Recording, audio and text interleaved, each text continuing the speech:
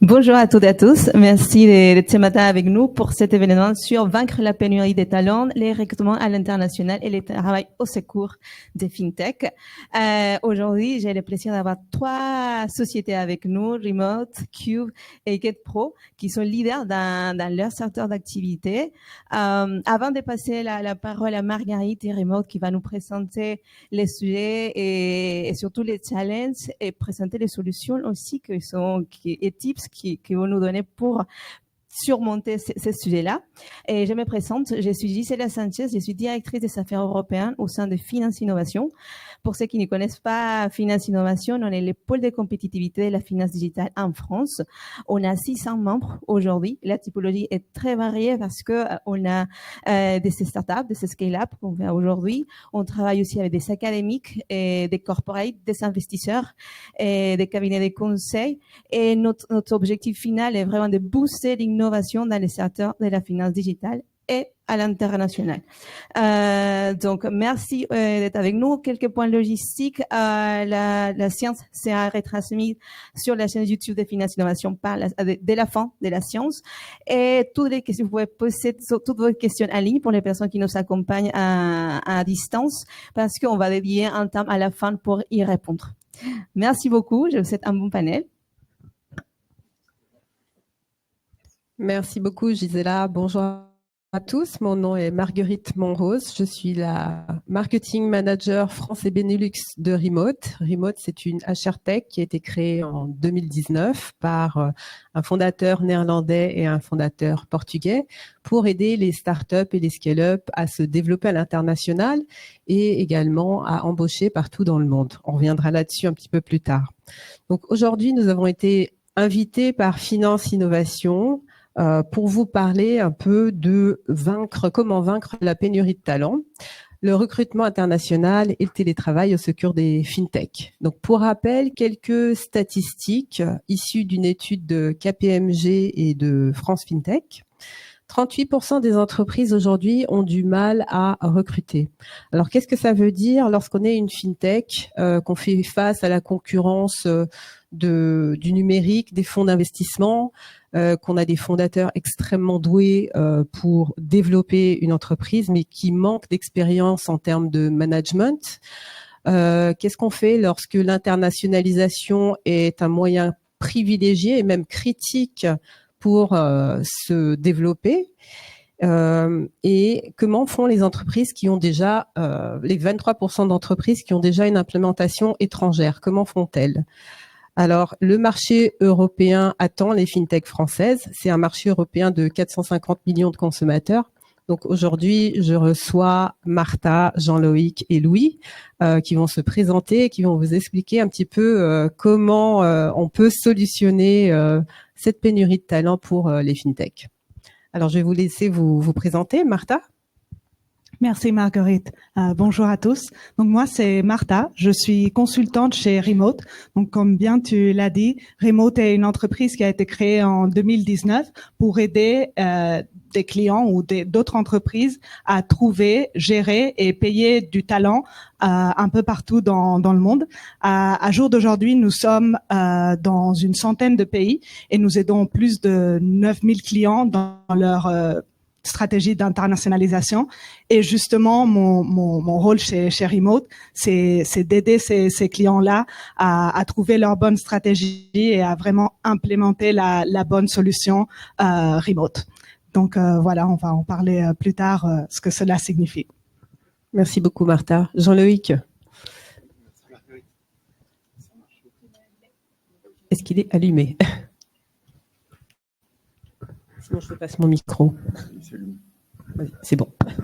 Oui, donc Jean-Loïc Berthet, Country Manager Cube. Cube est une RegTech qui analyse la réglementation, en particulier la réglementation applicable au secteur financier dans le monde entier. Donc la société a doublé de taille récemment puisqu'on a racheté 2 autres sociétés. Donc ça a doublé le nombre d'employés qui est passé à 650, doublé aussi le nombre de clients. Et beaucoup augmenter l'aspect international, puisque maintenant on est présent dans davantage de pays. La société est toujours dirigée par son président, donc fondateur, Ben Richemont. Et donc voilà pour la présentation de la société. Merci. Merci beaucoup, Jean-Loïc. Et Louis? Et donc enchanté, donc moi c'est Louis Fitaman du cabinet GetPro. Donc on a un cabinet de conseil sur l'ensemble des problématiques RH et sur le recrutement. Donc on accompagne à la fois des startups, scale-up et filiales tech de grands groupes, donc principalement sur des problématiques digitales et notamment des acteurs de la finance et des fintech, donc de toute taille. Sur des problématiques de recrutement, de structuration, de processus, de mise en place justement de politiques d'attractivité des candidats, donc que ce soit en France ou à l'international. Et moi particulièrement, je suis en charge des recrutements internationaux pour nos clients, donc en France, en Europe, mais également aussi un petit peu aux États-Unis. Merci Louis.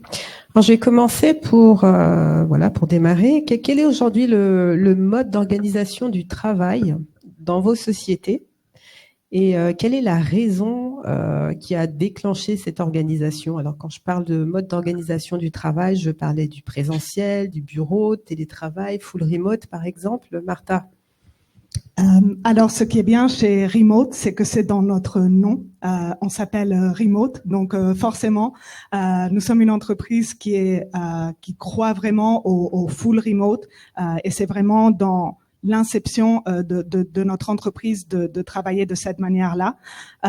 Pour l'histoire, nos deux cofondateurs, donc Yob et Marcelo, ils travaillaient tous les deux dans des entreprises qui étaient déjà en full remote avant la création donc de Remote, et ils trouvaient que c'était une très bonne manière de travailler, mais ils avaient toujours un peu de mal à trouver les bons prestataires pour pouvoir vraiment gérer, payer les personnes dans plusieurs pays différents. Et c'est de là un peu qu'est née l'idée de créer une société comme Remote pour pouvoir justement aider les entreprises à adopter ce modèle et vraiment à s'internationaliser partout dans le monde. Donc nous, forcément, il faut qu'on puisse démontrer l'efficacité de ce modèle-là. Et à jour d'aujourd'hui, donc l'entreprise a 5 ans, nous sommes presque 2000 collaborateurs dans à peu près 80 pays dans le monde. Et nous sommes en vraiment full remote. On n'a aucun bureau dans aucun pays au monde et on fonctionne comme ça. Et bien sûr, ça a des avantages et des inconvénients, mais je pense qu'on va en parler un peu plus en détail pendant le panel aujourd'hui. Merci beaucoup, Martha. Et Jean-Loïc, comment ça se passe chez Cube? Alors, chez Cube, en fait, la société a toujours été organisée en mode distanciel depuis l'origine. Donc, depuis la création à Londres par Ben Richmond en 2011, c'était déjà en distanciel, sans locaux. Et la société a très bien cru comme ça. Ça a très très bien fonctionné, y compris d'ailleurs pendant la pandémie de Covid en 2020-2021.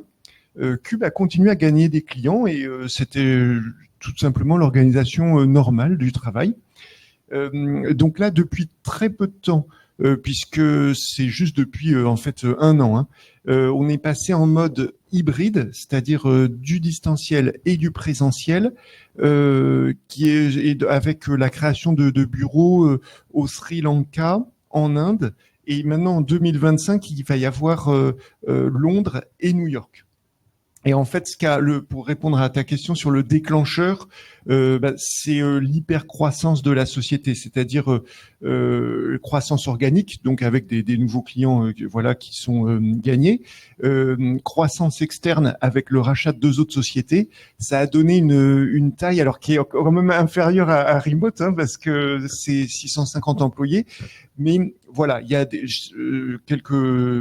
le besoin s'est fait sentir de créer des bureaux, et d'avoir ce mode à la fois présentiel et distanciel.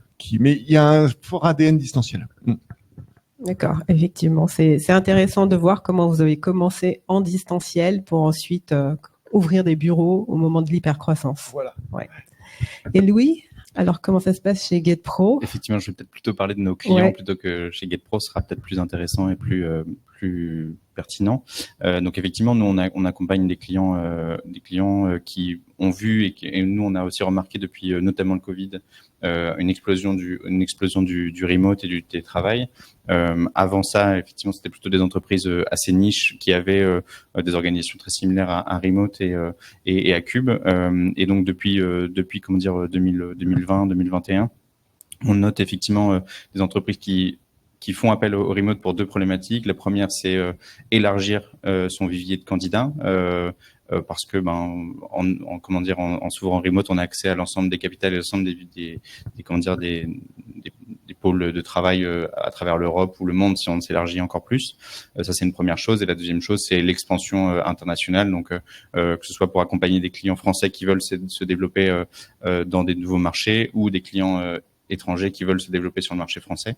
Donc, c'est des problématiques où le remote est de plus en plus présent et qui aussi a amené les clients à réinventer, à se développer et à repenser leur culture et leur organisation interne pour ceux qui ont vraiment opté pour ce modèle-là de manière totale ou de manière hybride pour des entreprises qui ont justement fait le choix d'avoir à la fois des collaborateurs en remote et à la fois des collaborateurs en présentiel.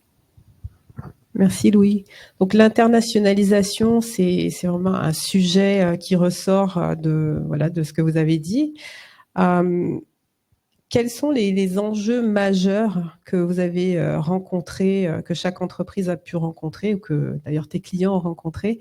Donc, oui, je vais demander à Jean-Luc, d'ailleurs, peut-être pour commencer. D'accord, merci Marguerite. Alors, l'internalisation, effectivement, c'est clé, hein, puisque là, dans la phase de la croissance de Cube, c'est finalement une scale-up, c'est plus une start-up, c'est-à-dire qu'il faut passer à l'échelle et pouvoir reproduire le succès qui a été acquis donc en Angleterre, aux États-Unis, en Australie, mais le reproduire dans un très grand nombre de pays, et si possible simultanément. Donc l'internationalisation, c'est une composante de la stratégie de croissance qui est très importante. Là, les enjeux et là où la proposition de valeur remote, elle est très pertinente, c'est la capacité en fait à absorber la complexité réglementaire des différentes réglementations ressources humaines qui sont, même si on est en Europe, très variables selon les pays. France, Pays-Bas, Allemagne, Italie n'ont pas les mêmes réglementations. Donc, ça permet de se développer en fait avec des coûts de structure très bien maîtrisés, une complexité réglementaire qui est absorbée. Voilà, là il y a un premier enjeu, maîtriser les coûts de structure, réduire autant que faire se peut la complexité réglementaire, et ensuite il y a aussi mais peut-être on y reviendra, mais il y a d'autres enjeux pour bien maintenir la cohésion des collaborateurs, faire en sorte que tout le monde se sente appartenir à la même société, faire partie de la même équipe, pousser dans le même sens. Ça aussi, c'est des enjeux importants. Mais déjà, coût de structure, réglementation, la complexité réglementaire absorbée, et aussi la possibilité d'aller à son rythme, de pouvoir tester, par exemple, de se dire, tiens, on va embaucher quelqu'un, une force commerciale en Italie, en Espagne, en Pologne, et puis on regarde comment ça fonctionne. Peut-être ces forces commerciales devront être appuyées par des customer success, par des avant-ventes, par des consultants implémentation, par du marketing local. Ça donne une très très grande souplesse et ça permet d'être drivé en fait par nos clients, par le succès commercial, et de dimensionner les équipes en fonction. Merci beaucoup. Martha, quant à toi, en matière d'internationalisation, quels enjeux vois-tu? Oui, donc je partage totalement ce que vient de partager Jean-Loïc. Pour nous, c'est vraiment dans notre cœur de métier, que ce soit chez Remote en tant qu'entreprise comme pour nos clients, parce que c'est vraiment les services qu'on offre sont vraiment amenés à aider nos clients à l'internationalisation et à pouvoir avoir une expansion. moi, dans mon travail en tant que consultante, comme l'a dit Jean-Loïc, j'aide vraiment les entreprises à comprendre que c'est très difficile de comprendre comment marche chaque pays. Donc, que ce soit les conformités légales, les spécificités de chaque pays, même les jours fériés dans chaque pays, ou est-ce que c'est une best practice de donner une assurance santé en Espagne versus aux Philippines. Donc, c'est plein de questions que nos clients nous posent jour après jour. Et nous, vraiment, on aide à voir cette structure où vraiment le client va externaliser toutes ces questions chez Remote. Donc, finalement, le client peut vraiment se centrer sur des aspects très importants, comme par exemple conserver la culture de l'entreprise, avoir une bonne stratégie, alors que tout ce qui est la conformité légale, l'expansion dans d'autres pays, l'embauche, etc., va totalement être externalisé vers Remote. Et c'est vraiment l'enjeu, je pense, principal quand on pense à une internationalisation, qu'elle se fasse bien, pas seulement d'une manière légale, mais que l'entreprise continue à garder le contrôle avec un partenaire qui peut vraiment aider dans tous ces sujets-là. Merci Martha. Et Louis, quand tu accompagnes tes clients, tu vois qu'ils ont des besoins forts d'internationalisation? Oui, effectivement, c'est des entreprises qui sont similaires à celles de Loïc, en forte croissance, qui ont une fois qu'ils ont conquéri le marché français, ont besoin de s'étendre pour limiter la progression de la concurrence ou adresser justement des besoins d'entreprises à l'étranger. Donc effectivement, on voit des entreprises qui vont créer soit des bureaux, soit effectivement avoir besoin de recruter notamment l'ensemble des équipes go-to-market, donc de force commerciale ou de relations clients, de toute cette partie-là, et qui vont avoir besoin de recruter ces personnes-là sur le marché local parce que pour pouvoir parler la langue, pour pouvoir aussi rencontrer des clients éventuellement. On en reparlera peut-être après, mais certaines entreprises font le choix de recruter cette personne-là en France avec les contraintes que ça implique. Donc voilà. Et ensuite, la deuxième typologie, c'est, comme je le disais tout à l'heure, c'est plutôt de faire appel à, justement, par rapport à la croissance nécessaire et au nombre de recrutements, au volume de recrutement que l'entreprise doit réaliser pour atteindre ses objectifs de croissance. Elle a besoin de recruter de manière massive et souvent le marché, la population, comment dire, le pool de talents disponible sur son marché est pas suffisant. Je pense notamment à des profils d'ingénieurs ou de profils justement en forte tension, ingénieurs ou certains profils plutôt d'analyse de données ou choses comme ça, sur lesquels il y a une telle pénurie que le fait d'élargir au marché européen ou au marché mondial va permettre justement d'aller chercher des talents. Et en plus, on le verra aussi lors des avantages, mais avec des coûts peut-être plus maîtrisés.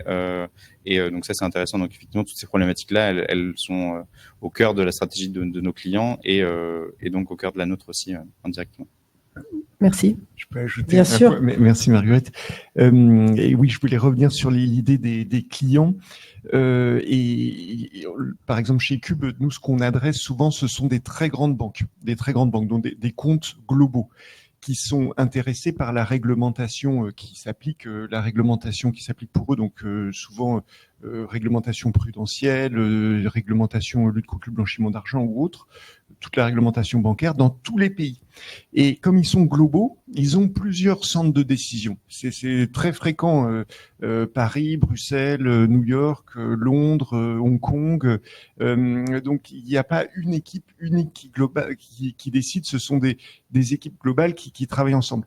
Pour bien les adresser, il faut pouvoir être capable de mettre des forces commerciales au plus près de ses clients et dans chacun de leurs centres de décision. Et ça, là encore, il y a un besoin d'internationalisation rapide et de souplesse, effectivement, dans la constitution de ces équipes. Et je rejoins tout à fait là les points de vue de Louis et de Martha.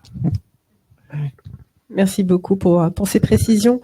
Côté employeur, est-ce que tu as découvert des avantages, des inconvénients auxquels tu ne t'attendais pas avec justement la pratique sous ce mode d'organisation en distanciel? Je pense qu'auparavant, avant de rejoindre Cube, tu n'étais pas forcément dans ce type d'organisation. Oui, moi j'ai vu les deux. Donc organisation avec culture plus présentielle et puis ensuite qui est devenue hybride, donc présentiel, distanciel. Et puis là maintenant avec Cube, culture très distancielle et qui maintenant devient hybride. Donc oui, les avantages. Alors, il y a beaucoup d'avantages. On a parlé pour la société des frais de structure, des coûts de structure maîtrisés, c'est-à-dire que toutes les ressources de la société vont dans la R&D, dans le marketing, etc. Maintenant, il y a aussi pour les collaborateurs un équilibre pro-perso qui est très satisfaisant. Il y a aussi la possibilité d'avoir parfois des zones de travail qu'on appelle le deep work, hein, c'est-à-dire pouvoir se concentrer peut-être plus facilement que dans un open space, etc. Voilà, non, beaucoup d'avantages. Mais coût de structure maîtrisé, développement souple, rapide et pouvant être très flexible et drivé par le rythme commercial, ça c'est très intéressant. Merci. Martha? Oui, je rejoins totalement les avantages. Je pense que c'est quelque chose qu'on voit aussi chez Remote. Nous sommes une entreprise extrêmement flexible et qui s'adapte constamment aux changements. Et je pense que le fait qu'on soit tous en télétravail et très flexible fait aussi que notre mentalité est très adaptable en tant qu'entreprise et employé. Donc nous sommes une entreprise comme Cube qui a grandi assez vite et où il faut tout le temps s'adapter à des nouveaux challenges, etc. Et je pense que ce mode de travail fomente vraiment la créativité, l'innovation, le fait aussi d'être autant de personnes différentes. Finalement, ça apporte une richesse de culture, de manière de penser qui est très valorisante et qui, je pense, aide beaucoup l'entreprise à être innovante, créative et s'adapter aux changements des marchés. Lui a aussi mentionné justement l'élargissement du pool de talents et c'est quelque chose aussi qu'on voit beaucoup chez Remote, le fait qu'on puisse embaucher finalement un peu n'importe qui, n'importe où dans le monde, fait que l'accès aux talents soit presque illimité. Et pour parler aussi un peu du coup des défis, le fait que ce pool de talents soit si énorme fait aussi que l'entreprise doit avoir des processus de recrutement et de training très fort était très ancré. Finalement, il faut avoir des processus de recrutement où il faut vraiment voir que tu vas recruter la bonne personne qui sera vraiment adhérente à la culture et aux valeurs de l'entreprise. Donc, par exemple, chez Remote, effectivement, comme on est tout le temps en distanciel, il faut être une personne assez autonome, qui aime bien finalement apprendre seule, qui peut un peu s'automotiver tous les jours parce qu'on ne se voit pas très souvent. Et ça, comme entreprise, il faut le tenir en compte et constamment y repenser et être très clair par rapport à comment on a des processus de recrutement qui assurent que les personnes qu'on va recruter vont vraiment avoir du succès dans l'entreprise et avec nos clients aussi. Merci beaucoup, Martha. Louis, tu t'occupes de l'acquisition de talents, justement. Donc, qu'est-ce que tu vois? Quelle perspective peux-tu partager à ce sujet? En effet, un élément souvent qu'on oublie, c'est quand les entreprises nous sollicitent ou lancent un recrutement, c'est déjà une urgence pour elles. Donc le temps dans le recrutement coûte cher en général, et donc plus le recrutement est rapide, mieux c'est. Et quand il s'agit de recruter des profils en forte tension, ça peut durer 6 mois, 1 an, parfois plus, parce que les compétences qu'on cherche sont vraiment très spécifiques. Et si on se concentre uniquement sur un marché, on peut avoir tendance à justement petit à petit baisser les critères qu'on va rechercher, et donc pour notamment coller aux prétentions salariales des candidats qu'on va pouvoir recruter ou à l'inverse coller à son budget. Le remote offre cette possibilité, comme tu le disais Martha, de pouvoir accéder à un nombre de candidats beaucoup plus conséquent sans justement sans avoir à faire ces concessions parce que éventuellement les candidats peuvent avoir des prétentions un petit peu moins élevées selon les marchés et selon bien sûr les compétences requises. Donc ça c'est un avantage assez important sur lesquels les entreprises peuvent compter et un levier à activer dans certains cas. Je te rejoins aussi Martha sur le fait d'être quand même attentif à ce genre de pratique, dans le sens où une entreprise qui n'a pas de la culture du remote et qui n'a jamais travaillé dans cet environnement-là prend un risque très élevé à recruter une personne en full remote. D'une part parce que son processus de recrutement ne sera pas forcément adapté à ce mode de travail. Et d'autre part, effectivement, la capacité de l'entreprise à créer du lien ou à l'inverse, la possibilité pour le collaborateur de créer du lien et s'investir dans l'entreprise risque d'être fortement limitée. Donc, je pense que c'est un des inconvénients, c'est de réussir à mettre en place une culture d'entreprise et une organisation et un mode de fonctionnement qui soit adapté à cette pratique et à ce travail en distanciel pour les entreprises. Et un autre avantage aussi, c'est je parlais tout à l'heure et Jean-Luc en parlait aussi du recrutement quand on cherche on a beaucoup d'entreprises qui vont chercher par exemple un commercial bilingue qui va développer le marché allemand. Ils vont d'abord se concentrer sur le marché français. Forcément, les collaborateurs ou les candidats possibles sur le marché français sont limités, donc à des coûts beaucoup plus élevés. Donc ça aussi, c'est un vrai impact. Et donc notamment sur cette partie commerciale qui nécessite d'aller très vite dans son développement, c'est un vrai plus de pouvoir faire appel à du remote et à du distanciel. Merci. Je vais juste ajouter un point là sur la remarque de Louis. En plus, quand il s'agit de profils commerciaux, c'est vrai que souvent on a tendance à simplifier en se disant si on attaque le marché allemand, on va prendre quelqu'un, il parle allemand et c'est bon. En prenant quelqu'un localement, il va apporter aussi un réseau, une expérience. Il a les codes du marché local. Il a déjà certainement un carnet d'adresses d'anciens clients.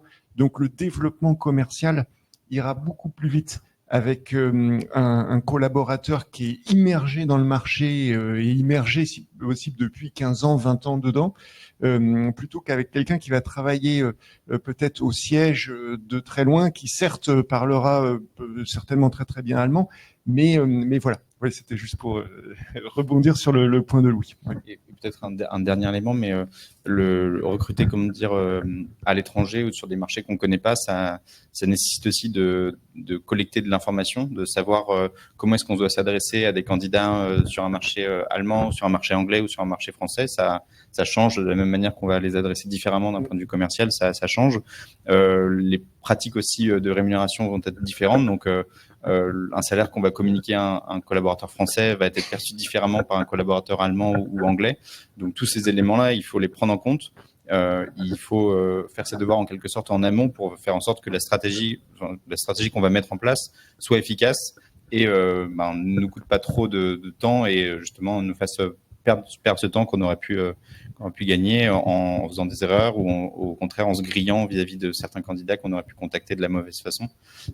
Et pareil, en termes d'expérience tout au long du processus, c'est des choses qu'il faut vraiment adapter en fonction des collaborateurs, que ce soit dans l'évaluation, mais aussi dans la façon de vendre l'entreprise et le projet qu'on conduit et qu'on porte. Merci Louis. Donc c'est effectivement essentiel de bien se faire accompagner à chaque fois quand on fait ce type de recrutement. On est d'accord. Et alors là, on a parlé de profils plutôt expérimentés. On a beaucoup parlé de profils expérimentés. Est-ce que ce type de recrutement, d'acquisition de talent peut fonctionner correctement aussi pour des profils plus juniors du type la génération Z? Est-ce que pour toi, qu'est-ce que tu as vu chez Cube? Est-ce que ça marche ou quelle est la moyenne d'âge, par exemple? Chez Cube, les profils sont plutôt expérimentés. C'est vrai que, mais là, par exemple, sur les fonctions de business development représentative, un BDR, là, on recrute des gens qui sont plus juniors et que ça marche très bien aussi. Donc, je peux peut-être les points d'attention là, c'est de pouvoir bien anticiper l'arrivée. Donc ça d'ailleurs c'est vrai quel que soit le profil, hein, mais particulièrement avec un junior qui va avoir aussi besoin d'apprendre, de passer du temps avec des profils plus expérimentés qui vont pouvoir lui transmettre les compétences. Donc très bien anticiper leur arrivée. Déjà dès le premier jour, c'est fondamental qu'ils aient tous les accès informatiques, le matériel, tout. Ça a l'air de rien hein, comme ça, mais bon, ça s'anticipe. Et ensuite, bien travailler aussi le onboarding, mais peut-être qu'on y reviendra tout à l'heure. Mais en tout cas, ce qu'on a vu, c'est que avec les profils expérimentés, le distanciel marche très bien. Et là, depuis peu, même si on a un peu moins de retour d'expérience, on a aussi des profils juniors qui rejoignent et qui fonctionnent bien. Le point où on a eu des profils juniors qui étaient un peu réticents au distanciel pour des raisons d'organisation, des raisons pratiques. Parfois, c'est une population qui est très urbaine, qui travaillent dans des espaces, qui vivent dans des appartements qui sont plus petits, mais qui sont très bien situés au centre de Paris. Et donc, pour des raisons pratiques d'organisation, ils préfèrent aussi des bureaux. Voilà. C'est un point adressé. Ouais. Oui, c'est intéressant. Nous, chez Remote, nous sommes une entreprise assez jeune. Je pense que même les fondateurs, ils sont encore dans la trentaine. Et c'est vrai que il y a une énorme diversité de générations après 5 ans. Et effectivement, comme bien l'a dit Jean-Loïc, il faut vraiment s'adapter à chaque génération. C'est pas du tout pareil d'être un commercial avec 10-15 ans d'expérience que de tout juste arriver avec 1 ou 2 ans. Donc effectivement, un onboarding très processisé avec une structure très très claire qui va permettre à cette génération Z qui est du coup plus jeune et moins expérimentée de vraiment comprendre le métier, comment marche l'entreprise. Et aussi un point très important, c'est que chez Remote, on a une culture de la documentation et de l'écrit très très forte et de la transparence aussi. Donc en fait, des fois ça choque, mais chez Remote, on enregistre presque tout. Donc nos meetings, les meetings en interne qu'on a aussi à la fin de chaque semaine ou de chaque journée, il faut vraiment documenter ce qu'on fait. Ce qui permet évidemment de partager l'information, mais ça permet aussi à ces profils plus juniors d'être un peu encadrés et d'avoir du feedback et du coaching constant par leur manager. Merci. Je pense que Martha, tu l'as expliqué, mais pour des profils plus juniors, la dimension, le côté structuration et la capacité de l'entreprise à justement à structurer ce travail en remote est hyper important. Et peut-être dans le processus de recrutement, ce sur quoi on peut être plus attentif, c'est la capacité à travailler en autonomie de ses collaborateurs et à apprendre par eux-mêmes. Donc pas forcément en allant justement fouiller par eux-mêmes, mais en tout cas une fois qu'on leur a apporté les outils nécessaires pour apprendre, d'être capable d'évoluer, d'apprendre en totale autonomie. Je pense que ça, c'est des éléments qui sont des marqueurs qui sont importants à identifier dans les process et à bien évaluer pour éviter justement des erreurs de personnes qui vont pas se retrouver dans ce mode-là et qui seront pas satisfaites à terme et qui vont pas performer forcément. Merci. Je voulais juste rebondir sur le point de Martha avec la culture de l'écrit et l'enregistrement aussi des réunions. C'est vrai que ça, chez Cube, on le fait aussi. Par exemple, on a une règle, c'est quand on participe à une réunion Teams ou enfin, c'est souvent avec Teams, pas de téléphone, pas de mail. C'est-à-dire soit vous êtes là, soit vous n'êtes pas là. Et il n'y a pas de honte à dire voilà, la réunion durait 1 heure, moi j'ai apporté mes contributions, mes trucs, avez-vous encore besoin de moi? Mais si vous participez à la réunion, elle est enregistrée de toute façon, donc si vous pouvez pas venir, vous aurez toutes les informations. Et si vous y êtes, voilà, c'est pas pour jouer sur le téléphone, donc c'est une règle qu'on se donne d'ailleurs qui est très bien, et ça vient de tout en haut, hein, ça vient de notre fondateur. Et on voit que d'ailleurs ça permet des échanges plus profonds et on gagne du temps finalement. Et surtout, je pense qu'on n'en a pas encore parlé, mais ça permet aussi aux personnes qui sont dans différents fuseaux horaires de rattraper un peu le travail.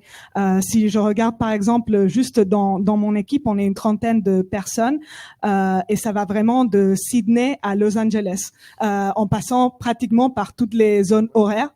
Donc effectivement, c'est vraiment impossible d'être tous dans la même réunion et cette culture permet vraiment de faire d'avoir une culture de travail asynchrone et de continuer jour après jour en rattrapant ce que peut-être tu as perdu. Merci Martha. Je vais rappeler aussi au public qui nous regarde en distanciel aujourd'hui, qui peuvent poser des questions dans le chat et qu'on y répondra après. Alors, pour finir, quelles sont les recommandations que vous pouvez donner aux fondateurs, aux DRH de start-up, de scale-up, sur les meilleures pratiques que vous avez mis en place ou que vous avez pu voir en place chez vos clients ou par rapport aux leçons que vous avez pu apprendre? Donc, je vais demander à Martha. Donc c'est un peu, je résume un peu tout ce qu'on a dit aujourd'hui. Quand une entreprise pense à l'internationalisation, il faut vraiment se poser les bonnes questions par rapport à la conformité et par rapport au coût aussi. Donc si on décide de recruter des profils commerciaux en Allemagne ou en Italie, etc., comment on va procéder et si on n'a pas cette expertise, est-ce que il faudrait pas peut-être demander de l'aide ou avoir un fournisseur comme Remote qui puisse vraiment aider à avoir directement ces bonnes pratiques pour justement, et c'est le deuxième conseil, conserver une culture d'entreprise très très forte avec des valeurs et une culture qui soit assez identitaire, indépendamment de la localisation et le fait d'avoir justement externalisé toutes ces questions ou contraintes de l'internationalisation peut faire que justement les équipes de DRH ou les fondateurs puissent se centrer vraiment sur ce que va faire l'entreprise, la stratégie et du coup mon troisième point, quels sont les bons profils à recruter. Donc vraiment, quand on s'internationalise et qu'on cherche des profils dans des pays qu'on ne connaît pas forcément, penser à ces bonnes pratiques et à trouver les talents qui vont vraiment adhérer à la culture et aux valeurs de l'entreprise.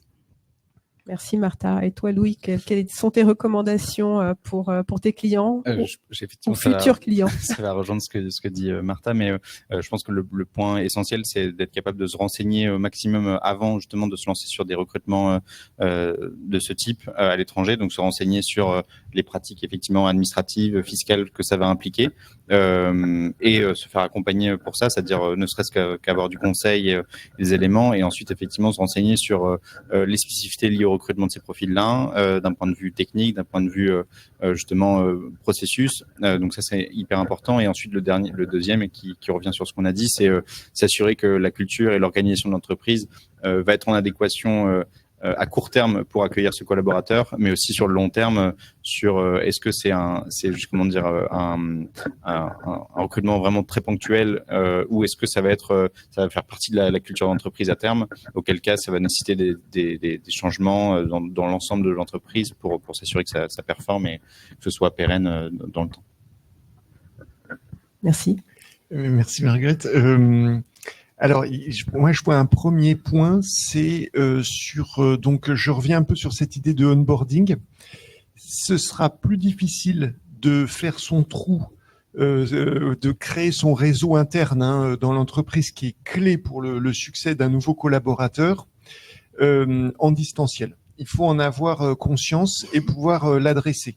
Donc, ce qui fait le succès, par exemple, de quelle que soit la fonction d'ailleurs, mais c'est de pouvoir connaître qui s'occupe de quoi, de quel sujet, qui peut me renseigner là-dessus, qui peut m'aider au-delà de juste l'organigramme, où là ce serait pas efficace du tout de passer systématiquement par les comités de direction, par exemple, pour redescendre ensuite dans l'organisation. Donc ça, ce réseau interne, ce que j'appelais la faire son trou, c'est plus compliqué. Et donc, le fait de le savoir, ça permet de bien l'adresser. Donc, les managers intermédiaires entre le CODIR et le terrain ont un rôle essentiel à jouer. Ils font circuler l'information. Ils mettent les gens en relation les uns avec les autres. Ils voient passer les problématiques, les solutions, et donc favoriser cette circulation d'informations et la bonne connaissance de l'organisation, notamment auprès des nouveaux embauchés. Donc là, ils ont un premier rôle qui est très important. Donc la qualité du management intermédiaire, elle est clé. La culture de l'écrit, effectivement, que l'information soit accessible. Donc là, il y a plein d'outils pour ce faire, mais là aussi, c'est très important. Et enfin, il y a aussi ce point, le sentiment d'appartenance. Parfois, tout le monde est. Là, tu le disais tout de suite, Martin. D'ailleurs, Remote, c'est encore plus gros, bien plus gros que Cube. Donc, vous êtes dans plein de pays, plein de villes différentes. C'est impossible d'être tous ensemble dans une réunion parce qu'il y a trop de décalage horaire. Le sentiment d'appartenance à la société, là aussi, doit être travaillé. Alors, par exemple, chez Cube, on a un corporate office qui organise des participations à des événements, à des manifestations sportives, qui fait tourner la boutique un petit peu, et donc qui crée aussi, qui contribue beaucoup à créer ce sentiment d'appartenance à une même société avec un même objectif, quel que soit finalement l'endroit où on se trouve sur le globe. Merci beaucoup. Je ne sais pas si tu veux ajouter quelque chose, Louis. Peut-être juste un élément à ajouter, c'est donc c'est important de se faire accompagner. Et je vais parler pour mon cas de cabinet de recrutement. La spécificité, en fait, c'est hyper important de s'assurer que le cabinet qui va vous accompagner connaît le marché sur lequel vous voulez vous implanter, que ce soit sur un marché vraiment très spécifique ou sur un marché européen global. Et quand je dis connaître, c'est connaître les acteurs qui sont sur ce marché-là pour justement être capable d'aller adresser des candidats qui sont pertinents pour vous, qui auront les bonnes compétences. C'est-à-dire que si je cible, si moi demain on me demande d'aller chercher tous les fintechs du marché vietnamien, je serais incapable de le faire et ça va me prendre un mois pour les connaître tous et adresser les candidats. À l'inverse, la même question sur le marché européen, je serais beaucoup plus à l'aise et je vais pouvoir apporter du conseil à mon client. Et ça, c'est vraiment important de s'assurer que les partenaires avec qui on travaille ont cette connaissance et vont pouvoir vous apporter justement cette expertise et vous faire gagner du temps à terme. Et ça, c'est hyper important. Donc, se baser sur des références de recrutement déjà réalisées ou des entreprises avec qui ils ont pu travailler, c'est important. Merci beaucoup pour la précision. Effectivement, c'est important. Est-ce qu'il y a des questions dans le public ?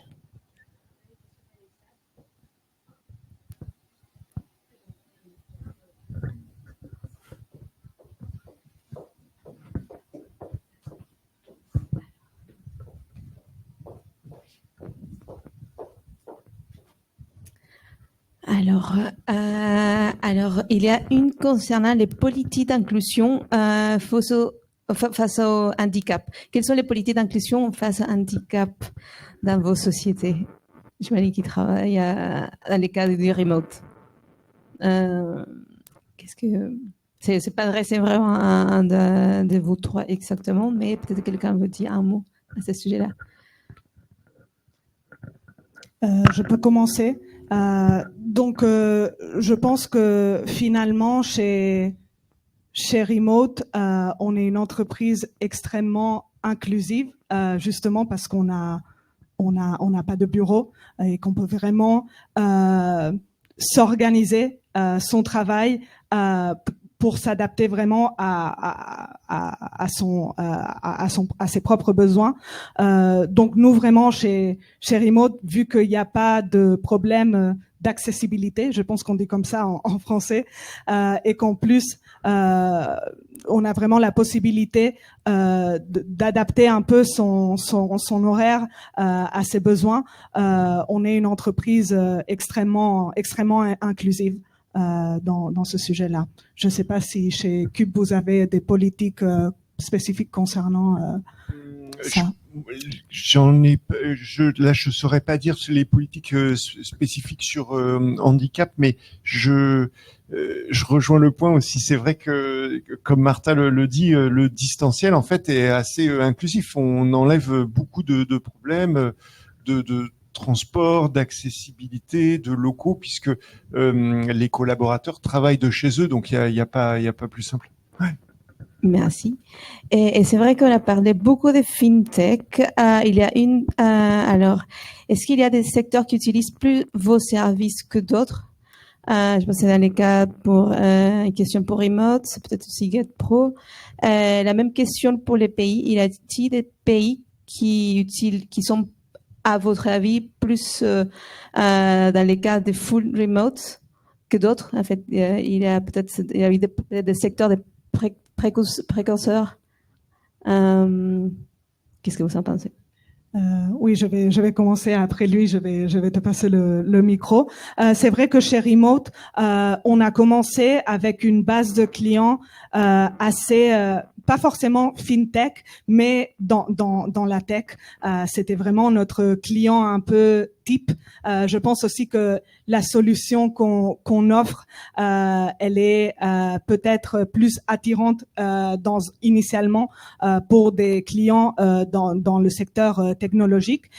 Mais après, au fur et à mesure des années, on a vraiment diversifié notre pool de clients, et je peux aujourd'hui penser à des clients dans la pharma, l'automobile ou dans la consommation en général, qui passent par des services qu'on offre chez Remote pour leur stratégie d'internationalisation. Nous, on est une entreprise européenne, et je pense que c'est vraiment, on est vraiment partout dans le monde. Comme je l'ai dit dans mon équipe, ça va de l'Australie aux États-Unis. Donc, on est vraiment très, très internationaux. Mais c'est vrai que l'Europe étant une zone où il y a énormément de différences entre pays et où embaucher, par exemple, en Espagne versus en France ou en Allemagne, c'est tellement différent. C'est une zone géographique où il y a vraiment beaucoup d'enjeux à passer par un prestataire comme Remote pour aider vraiment à s'implanter dans des nouveaux marchés. Je ne sais pas si Louis... Oui, en effet, effectivement, il y a sur les recrutements par marché, il y a des pays effectivement où les entreprises vont justement faire appel à ces candidats ou à full remote pour le coût que ça va représenter. Je pense notamment aux pays, à l'Espagne, au Portugal ou à des pays par exemple de l'Europe de l'Est où ça va être plus compétitif pour des niveaux de compétences similaires. Donc ça, c'est souvent pour des profils plutôt d'ingénieurs ou qui vont être assez autonomes dans leurs tâches. Et par contre, pour des profils, il y a la même problématique, mais plutôt là pour aller chercher des pôles de compétences précis. Donc là, je pense notamment à des problématiques aussi assez actuelles, donc autour de l'IA, où là, on va aller chercher plutôt des régions très spécifiques. Donc par exemple Londres, Paris ou Vienne, où il y a vraiment des très bonnes formations, et on va aller chercher des candidats qui ont ces compétences-là. Donc je pense que chaque problématique à chaque problématique, on peut associer un marché. Donc, il n'y a pas vraiment de spécificité là-dessus à identifier, quoi. Merci. Voilà, une question du public.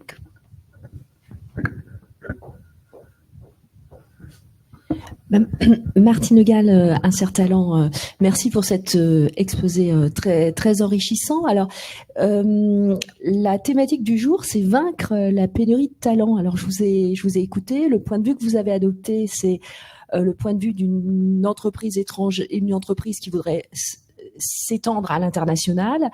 La question que je me pose, c'est est-ce si difficile y a-t-il vraiment pénurie de talent?